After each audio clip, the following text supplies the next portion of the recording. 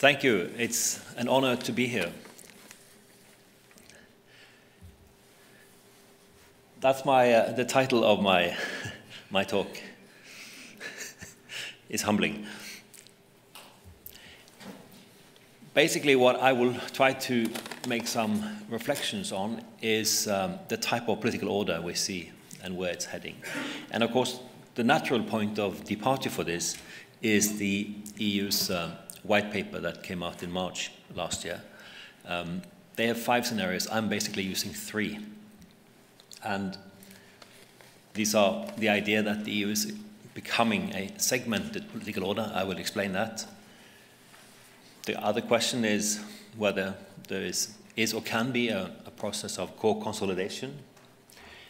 And the third one is also the spectacle of fragmentation. So I will go through these. Now, as a point of departure, if we look at the white paper, it said that it assumed that form would follow function. I'm far less convinced of that. And I think it is important to understand where we are now. That is, because also the white paper didn't provide us with a baseline or a clear sense of what type of starting point we have, where the European Union is at present. So then the discussion of scenarios becomes quite ungrounded in that sense, and I think it is fundamentally important to try to get a sense of where we are now in order to look at alternatives. So I discussed several of these that basically take us in 2 different directions from the present. So the first is an idea of getting a sense of where we are now, and then discuss 2 possible trajectories in different developments for the EU. And I think this is made important also by the fact that, as was well explained to us by the Undersecretary just now, the various types of crises and challenges facing the EU. Also that the fact that they could easily reinforce each other and that they are linked together somehow. And exactly how these patterns work requires deeper, more systematic follow-up and analysis. And I also think that the EU has gone through a structural mutation in the process, in the way the crisis hit, but also in the way the EU itself handled the crisis, should suggest that there is a kind of structural mutation going on and that we need to understand this. In addition, we do know that there are path dependencies, that there are structural conditioning factors in the EU that we need to consider whenever we discuss and think about reform efforts. And also whether certain aspects of the crisis have reinforced certain types of paths and trajectories and therefore blocked the possibility or rendered the possibility of moving and taking up other tracks and so on more difficult. So of course this is, I provide you with a kind of an institutionalist type of backdrop to this, but I think it's imperative. So the starting point is that we need to understand where we are now, what kind of system are we actually facing. And I'm not talking about principles, normative commitments. I'm trying to look much more directly at what is going on. So I have a much more pedestrian outlook on this. Because the EU is very contested. There are very many different views of what it is and what it should be. So I'll just try to open the debate by giving some reflections on where I think we are. And of course, what we have seen so far is mainly a kind of muddling through type of approach. And I think that this has to do with increased segmentation.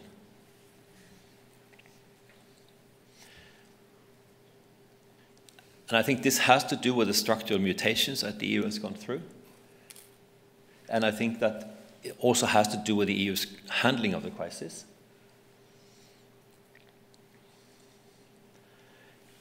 At the same time, I want to bring in the idea of segmentation, segment, and segmented political order. This is an old term. you see it in economics and sociology across a number of different fields. So segment is a very familiar notion. It comes with different types of readings and understandings.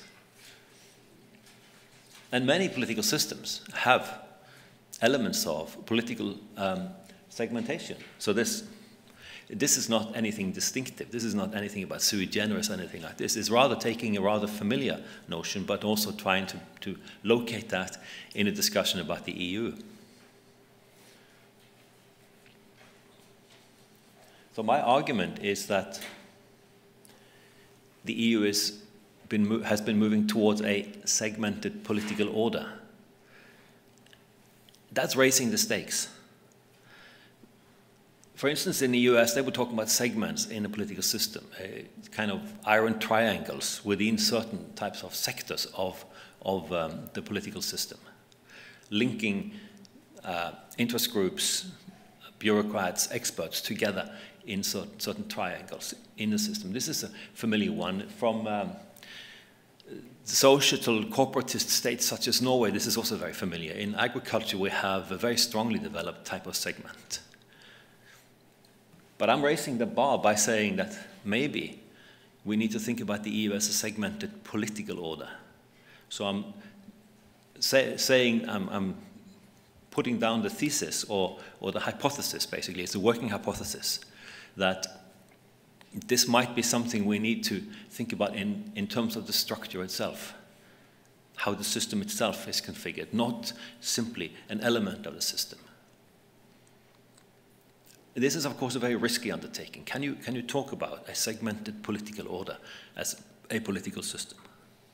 And I'm not saying it is there, but I'm saying that we see traits, movements towards such a system. Okay, so that's the idea, and this is a hypothesis. Okay, I'm not claiming that this is a full account of the current, but I think there are problems with this, and that's also why I think it's necessary to bring this up as a possible reading of the current developments. Okay, and in order to do this, we go back to the general literature on segmentation and segments, and I think there are basically two core elements in this. The first is what I call a segmental logic. It's a cognitive bias. It's about mind frame, mindset. So we start with individual actors, almost like, that there are certain types of orientations, certain ways in which they perceive a reality that are becoming very prominent, and that this is a selection mechanism. It's a bias. And the thing, what I'm trying to say, is that it manifests itself in a distinctive way of framing problems. A systematic way in which you frame problems in the same way. A number of people from different locations frame the problems in the same way. And that applies to how they think about dealing with the problems. So there's a systematic, unified notion of how you understand the problem and how you want to address it. And then, therefore, also, what are the possible solutions in place? So the idea is that there is a certain orientation, a certain mind frame, and that this directs actors towards certain courses of action and excludes other ones, okay? So this is a sort of general principle. So a systematic selection bias is one of the elements. So this is a kind of closure. It's a kind of a mental closure. You have this from a lot of sociology with trained incapacity among experts, for instance, that experts learn about some things and then they basically forget about or unlearn a lot of other aspects because they become specialists. So in a sense, this is an extension of the idea of specialization, but it's a particular form of specialization. But of course, expertise is something that will figure into this kind of picture. Views of the world, ideologies, can also have similar effects by blocking out alternatives and focusing on certain things. So there is a cognitive, a mental, an orientational aspect to this. But It would never solidify, it would never direct actions. You could never talk about a political system as segmented, simply on the basis of cognitive factors. Whatever actors think, they will be arrested, corrected, and so on by various types of institutions. And you have different types of institutions affecting this. So this is not enough. It has to have some kind of entrenching. There has to be something that solidifies this, that helps ensure that you have this unified directional push that then actually affects decisions. So there must be something more, and that is about structures, procedural arrangements, institutional arrangements. It's embedded, okay, in certain forms, and they enable and sustain this type of bias. You call this institutional logic too. An institution, by the way, is organizing in and organizing out. That's the very nature of an institution. So I'm saying that this is a particular form of institutional bias in which several institutions are directed towards the same kind of orientation. Okay, I know this is a bit abstract, but I will get more into details and try to pin this down a bit more specifically. And of course, it has to do with functional domains. And the thing is that the idea of a segment is that it crosses different institutional bounds. It mobilizes and activates and is embedded in a number of different institutions. It's not one institution that has a particular bias. It is a network. That's the idea. It has a kind of a horizontal across, but it works within functions. But it, for instance, is about all those suppliers within a functional domain, tying these together into this type of cognitive bias.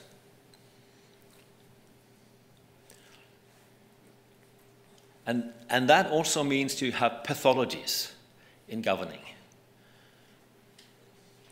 Because there will be limits to coordination. There will be systemic biases in problem conceptions that produce suboptimal outcomes. And with that, you will also have legitimacy fallouts and problems emanating from it. You'll have forms of exclusion and alienation as part of this. Okay, so segmented political order is the thesis. The idea is that this somehow permeates the whole system, that it mobilizes so that the system itself is much more geared to this. And this is, of course, where I'm uncertain whether one can make such a wild claim about the EU. But I just put it down as a set of analytical categories to try to direct us towards the macroscopic aspects. And of course, it would mean that there will be several forms of closure, several forms of biases, several cognitive biases that the system will be holding. And that will mean that the system will be having significant problems of actually coordinating and cutting across these, more so than a system that's more open, of course. And with this also follows this last point, because if we have segmentation, we can also have desegmentation. And a democratic political system is one that has a balance between segmenting and desegmenting tendencies. Parliaments, ombudsmen, other types of transparency agents pry open segments. They challenge these types of close communities of experts and so on.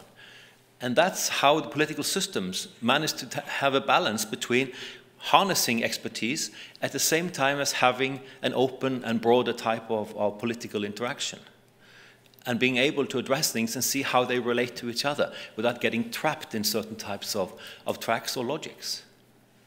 So the political systems are configured precisely to have parliaments irritating these types of functional domains, because people are asking questions. It was a very good example of the BSC crisis in the EU. When this was inside the community commission system and so on, it was dealt with as more of a technical issue. And the moment the European Parliament got news of this, it started saying, wait, this is a health issue. So they pried it open and said, look, lives are at stake. You really have to take different types of measures. So they opened this up, and suddenly, by reframing the question and applying different techniques on it, you got a different reading and much more, a greater mobilization to deal with the issue. So just as it's a sort of one example of how these types of representative democratic bodies, because they are occupied by people with different forms of training and orientations and so on, that's their task also to open up this. So I'm also saying, of course, that political systems rely on expertise. That's not the point. The point is that if it becomes very much mobilized and directed in along certain tracks, we can get pathologies emanating from this. And it's finding a good balance between different types of bodies that is important for the functioning of political systems.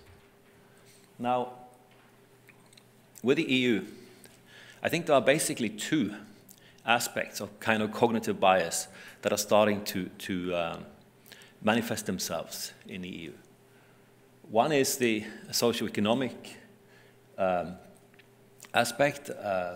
Maria Bartel wrote a nice article in the European Law Journal on market rationality. And I think in order to understand this, I think we need to combine organizational sociology with law. And because I will read something that I think is telling of this, how the four freedoms have taken on a particular logic and are manifesting and solidifying this as a kind of broader type of cognitive bias in the EU. And this is from what Agustin Menendez has written about in terms of mutual recognition. So he says that a critical turning point was when a ban on any product that was legally sold in any other member state of the communities would, prima facie, constitute a disproportionate infringement on the constitutional principle of free movement of goods. And I continue, raising this principle to a standard of European constitutional law, which happened long before the crisis struck, unleashed a significant process of integration, largely driven by private sector actors and the interplay between private market actors and courts, notably the Court of Justice of the European Union. That altered the equation for states, which now needed to get exemptions from the EU by going to the EU, rather than simply erecting national borders to the outside world.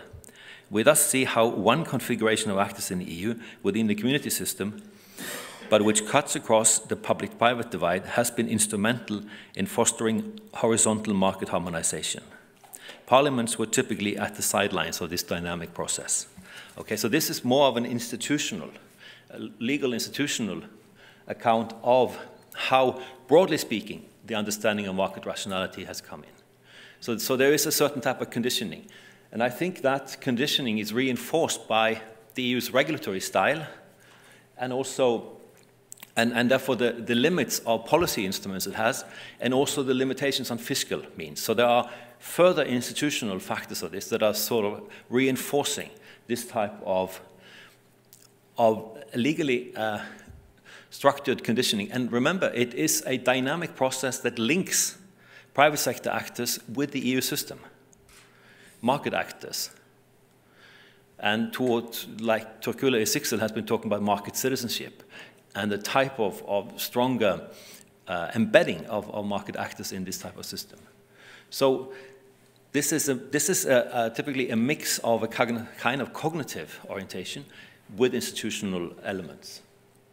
The other one, which I think is a bit more hazy, but I think it's still there, is securitization. And we have seen this in the refugee crisis from the focus on humanitarian concerns to a stronger onus on security. It has many sources, and it's operating both in justice and home affairs and in foreign and security policy. But I think there is a logic that is emanating. How well entrenched that is something I need to look at much more carefully. But I think there is a tendency towards that as a type of cognitive bias in terms of understanding issues, much more as a type of security concerns. And of course, it also has bearings on the general notion of sovereignty and states insisting on sovereignty and so on. So I think there is a mutually reinforcing element here among a certain type of cognitive orientation and some institutions. And I think also what White is referring to as an emergency mentality is amplifying this, not because it is generating a particular cognitive bias, but because it is making it much more difficult to understand what is normality and what is return to normality in this. So in that sense, it helps to fuzzy over and confuse the orientation in this, and that in that sense actually also to some extent aiding a process towards a type of segmentation. And I also think that the structural elements of the EU are conducive to the argument of segmented order. Because from Maastricht onwards, the EU has been a kind of two-tracked system. Now, okay, this is a very rough reading of the EU in terms of, on the one hand, the community system and the other, the pillars. The two other pillars. You could say, okay, the EU has abolished these. Yeah, but the decision instruments and the decision procedures vary depending on whether you're in the community system or whether you are in some still elements of, well, fiscal policy and foreign security policy and so on, because of the strong intergovernmental component in that system. So the basic principles are, on the one hand, the supranational and the intergovernmental. So the EU has both elements, and in a difficult balancing act between the two. And each of these has its distinctive policy instruments and also ways of organizing in ideas and an approach to dealing with issues. More proceduralized, more legally embedded in the first track, and more bargaining style and soft, what I call soft fusion in the first one.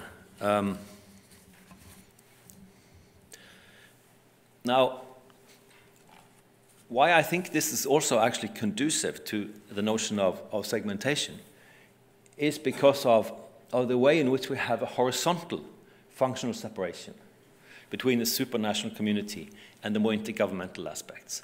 That's a functional differentiation. And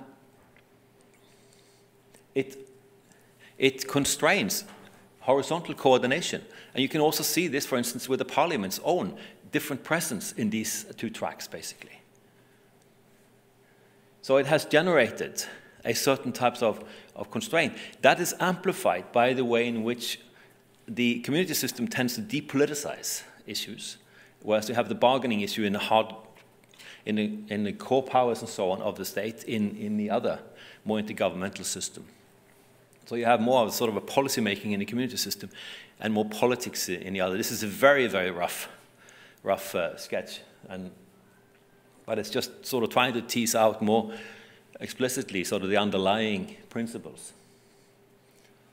And what I think is amplifying this is precisely this idea, the fusion. So for me, the EU is not a system of institutions aloof from the member states. The member states are deeply embedded in the EU institutions. Look at the Council's system itself, the comitology system and so on. The member states in the EU are much more embedded in this system than in any other federal system. So the fusion idea, I think, is a very powerful one, but it means that you have, on the one hand, a horizontal functional separation, at the same time as a coming together at the base of this. So it's a fusion. So it generates also, therefore, certain forms of lock-in, that states lock themselves into this type of structure, especially in the community system, because the officials are implicated in the decision procedures. I've used the idea from Michael Sayward of shape-shift officials. The whole community system, they are always addressing different constituencies, speaking to them. And that's also why you have problems with accountability games, because who are they talking to? Sometimes to the national constituency, sometimes to the European constituency. They can play this.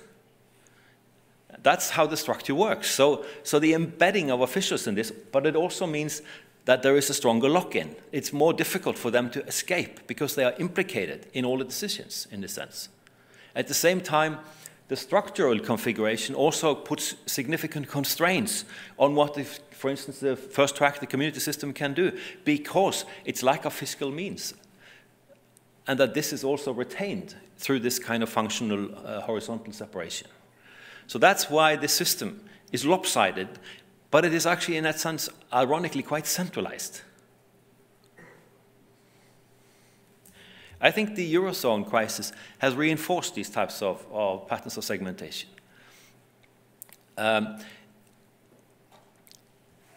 For these types of factors, it has increased built-in biases, and when it comes to the Eurozone, there is now a debate going on, and my colleagues know, and many of you know much more than me about this, but I can say that if you try to pin down this idea of bias, there's several types of readings. One is, it could be flawed economic models that we see in the Eurozone. It could be particular epistemic communities of economists, very much also located in the ECB. It could be powerful stakeholders and politicians relying dogmatically on these models, or it could be even academically sound models applied selectively and mechanically. Any of these readings is possible. I think that we probably see a combination of these that is reinforcing a type of bias. So I'm not qualified to make a judgment on what are these most significant ones. You need very serious training in political economy to do that, but these are the accounts coming out of a type of bias that has been reinforced in the Euro crisis. And I think this amplifies the structural disposition towards kind of segmentation we see. So I think that this system is less susceptible to legal rule and predictable patterns of interaction among states and other actors, and it's more sensitive to relations of power. So it also is weakening coordination. And this is about the fusion of levels, I think, reduces the scope for exit. And it also, I think, exacerbates what I call an expectations performance gap. That people saddle the EU with expectations, but they don't provide it with the necessary resources to carry these out. Of course, Brexit will also have an impact on this and come into this. I'm not going to go into that now. Have I 5 more minutes? Excellent. Okay, I'll just quickly say something about the other two trajectories. So, okay, I've tried now to give you a reading of what I think has been happening to the EU with the crisis. It's a thesis. But I think what is important when we are discussing other alternatives is with this kind of structure in place, it in itself will condition the possibilities for further actions. So when we discuss reforms, we have to keep in mind where we are now. And that, of course, has a lot to do with, for instance, core consolidation. And you have the familiar plans on this, of how to do that, lifting and concentrating possibly organizations inside the Eurozone to solidify this. But if we do this without doing anything with the fusion, the type of centralization and the kind of biases we have can be extended, and the system can be overly centralized in the core like that. In fact, it can become even more so unless we devise a clear delineation of tasks and also therefore roll back some tasks to the member states. So there's a risk in simply just relying on the current system in this. So I'm suggesting that a core consolidation doesn't only require a treaty change, but it requires a serious consideration of the relation between levels, that one actually will have to get out of some of this type of fusion between levels in order to do so. And therefore equip the EU with the necessary means to carry out its tasks, but roll it back because it will be overloading, it will be overly centralized if this is simply lifted up to the EU level, because of the imbrication now between member states and EU institutions. That generates a structural temptation to take on all kinds of things, but doing so in a very biased way. That's my message, basically. So whether this is organized along bipolar or unipolar lines in that sense is very important.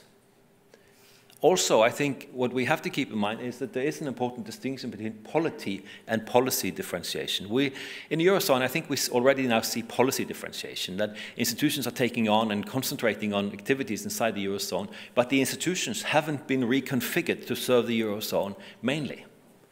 So that's, of course, the strong version of a core consolidation. If you have a further policy differentiation, there will be significant legitimacy problems and accountability issues in this, because the policies will be conducted inside the Eurozone in relatively informal means without actually having the adequate legally embedded and entrenched institutions taking care of these.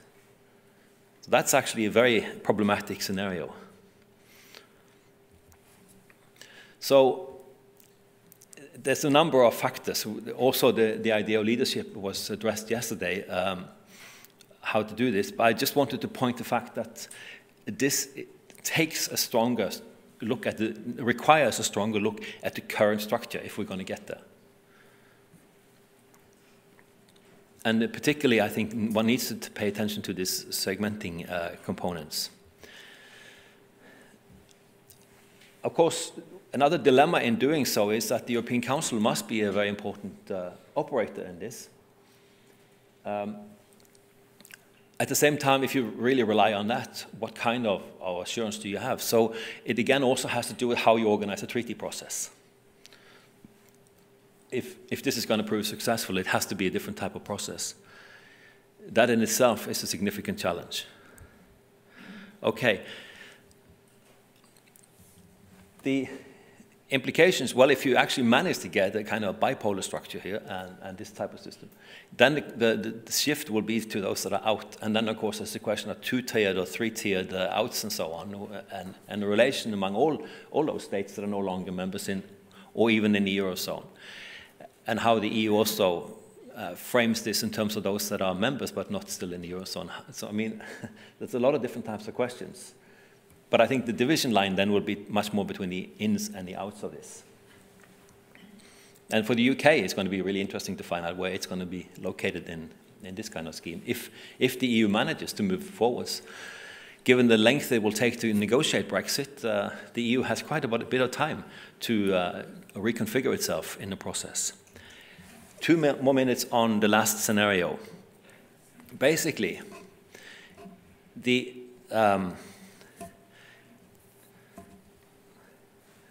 This is about how this can come about, further just serious questioning and so on. It's an exacerbation of a process of fragmentation, of segmentation, by the way. Further weakening of coordination and other types of factors. And I think it's important then to keep in mind that there's no guarantee that fragmentation will stop at the borders of member states. That's why I'm not using disintegration. I'm using fragmentation, saying that, look, a process unleashed where the European order is dismantled can have significant repercussions inside states because the states have become Europeanized. They've been embedded in the EU structure. Therefore, the process can be much more dramatic inside of states. Regions will see opportunities that they didn't have before because of the lack of order and structure. So this will be a much more treacherous, much more dangerous process, is my thinking. There's a number of different possibilities of this, internal ones and also external ones that could generate and push the EU in that type of direction. I'm not going to go into that now. I just want to mention this, that this also actually has to do with learning. I mean, my argument in terms of segmentation is that the EU has long been caught in what Martin Olsen called a competency trap. It's a learner lock-in, that it is able to go on and develop policies and so on, but within a limited remit. This is also a manifestation of a kind of cognitive bias, by the way, in learning. But it's not able to adjust to the environment, and it's becoming increasingly out of step with the environment. And if this is exacerbated with crises or shocks and so on, you can move from a competency trap to an incompetency trap, where every effort at reform fails. New effort is spurred, and that fails further, and everybody loses faith in the very system. This is definitely still a possible trajectory. But I mean, in this case, I'm including the notion of learning in the way in which we are looking at the EU, because even segmentation also can include thinking about learning. But the point is that there are very selective forms of learning with biases. Okay,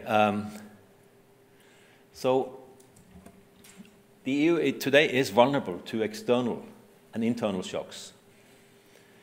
There is a need for a compelling account to give impetus to the reforms that are necessary.